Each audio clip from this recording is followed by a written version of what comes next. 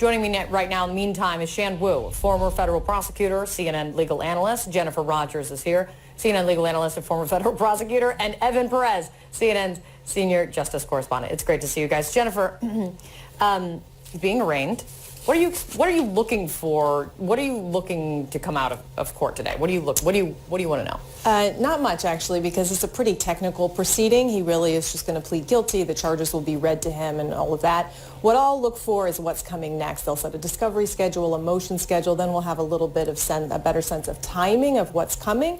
But the judge is not interested in how many FBI agents came to the house, whether the president is going to pardon him. All of those things that Roger Stone has been out and about talking to the press about are not going to be at issue in court today. It'll be pretty low-key, I would say. Low-key and Roger Stone, those two things do not go together, though. I will tell you, Jennifer, as you well know. Shan, as we have noted, Roger Stone has been talking to the media ever since he was arrested. Do you think a judge, either today or when this goes to the next judge, will be putting a stop to that? Do you think they could be putting a stop to it today with something of a gag order? Usually the magistrate judge, which is the one he's appearing in front of today, Judge Robinson, usually they don't do too much besides the ministerial aspect, but the judge assigned to it, the federal district judge, Judge Jackson, who I was in front of in the Gates case, she is a very hard liner in terms of how she treats gag orders, and I would fully expect that she issues one for Roger Stone. So I think he may have seen shortly the end of his talk circuit days, although this morning that might not come down, so he might still be free to come out on the courthouse steps and make some more news. Yeah, well, of course, stand by for that. Evan, as Shan well notes, because Shan has appeared before the judge when he represented Rick Gates, the deputy campaign manager, for a moment, this case will eventually be handled by the same judge who's handling the brunt of the cases with regard to the Russia investigation. Amy Berman Jackson. I mean, she's handling the Manafort case, she handled the Rick Gates case, and others that are wrapped up in the probe. What have you learned from how she handles those cases, kind of to what Shan's talking about, and what that could mean for Roger Stone's case? Well, look, I think one of the things that Roger likes to do, and you saw the big broad smile as he entered the courtroom this morning, the courthouse this morning, he tries to minimize and he tries to say that this is not a serious thing. And certainly if you go to Roger Stone's fundraising websites, one of the big questions is who framed Roger Stone, right? Mm-hmm. The answer is, if you look at these court documents, Roger Stone framed Roger Stone because there are his text messages, there are his emails. The investigators have a lot of proof to back up these allegations, these 7 counts that he is charged with, and at some point he's going to have to treat these extremely seriously. I think his legal team certainly does. He's got these lawyers that just came up from Florida that they had a little bit of a delay in getting waived into the District of Columbia courts, but they are treating this extremely seriously because there's a lot of evidence that is stacked up against him. So while Roger, I think you're going to hear when he comes out of court, is going to try to minimize and try to create a circus atmosphere around this, I think this judge, as Shan Wu was just pointing out, she's going to treat this extremely seriously, and she's not going to put up with a lot of the circus atmosphere that he likes to create. Jennifer, when it comes to, I'm just hearing word from inside the court that Roger Stone's attorney has officially pled not guilty on his behalf. Can the judge can tell Roger Stone, a judge can tell Roger Stone to stop talking, right? Yes, definitely. A judge can impose a gag order on the clients, the lawyers. When it comes to Roger Stone, I almost wonder why you would not, in order to protect the case, when you know this guy's history of he likes to talk. That's true. I mean, the only reason that you would do it, I mean, got to flip it on its head because, of course, people generally speaking have the right to speak out about whatever they want, that's true. Is to protect the case. Are there other people who are going to be charged? Is there a reason that his speaking out would bias a potential jury down the road if he goes to trial? Like, those are the things the judge is considering. But again, it's likely to be Judge Jackson and not whatever magistrate judge is handling this case. Yeah. But it's now been assigned to Judge Jackson, which means at any time, including today, if she wishes, she could impose that order on the parties. That's interesting. Guys, stick with me. It sounds like things are moving really quickly inside the courtroom. Let's get to Kara Scannell once again. Kara, what are you hearing from inside?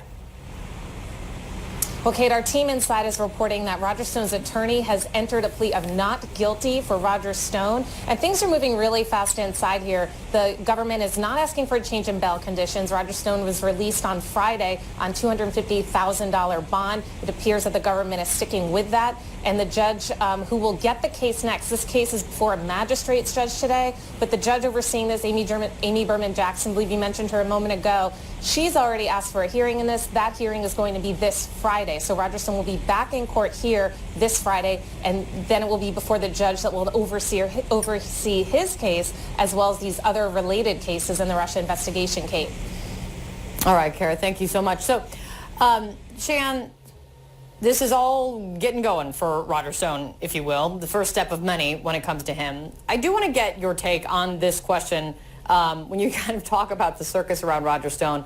It is a very serious matter, but it is a question that has come up once again. It's come up before and it's come up once again, this time with Roger Stone, about the possibility of a pardon.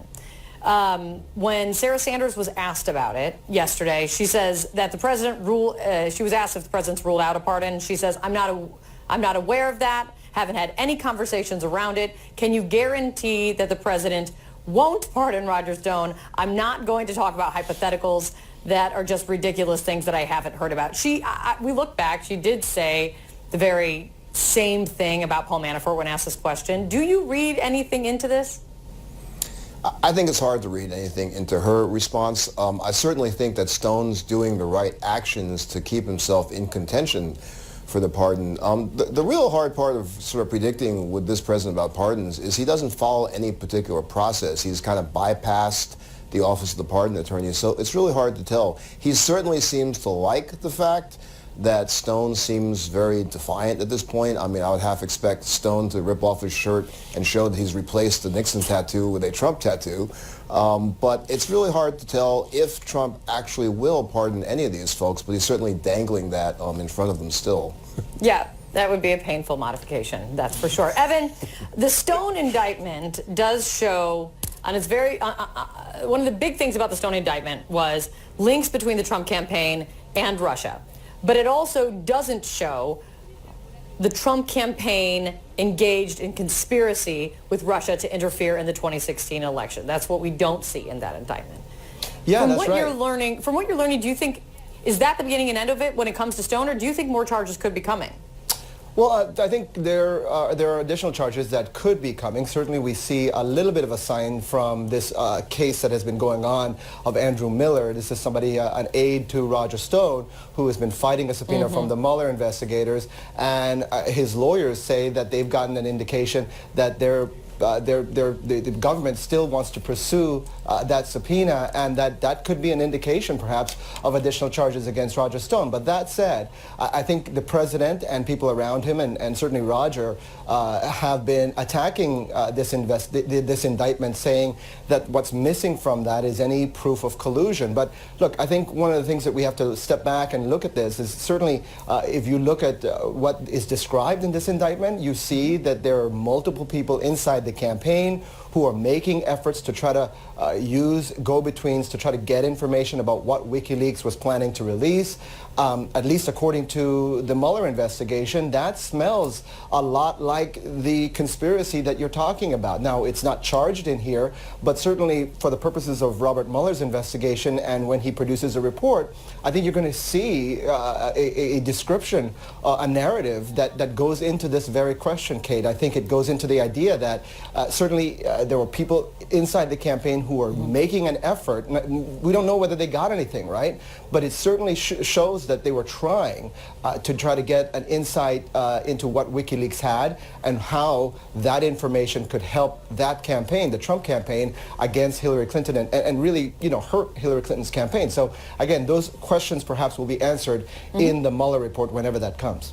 Yeah, and actually I do want to ask you guys about the Mueller report, the state of play, and the role of the acting attorney general and the comments that he's made. But let's get a quick break in because it does appear that court might be breaking up very shortly in the Roger Stone arraignment. We'll be right back.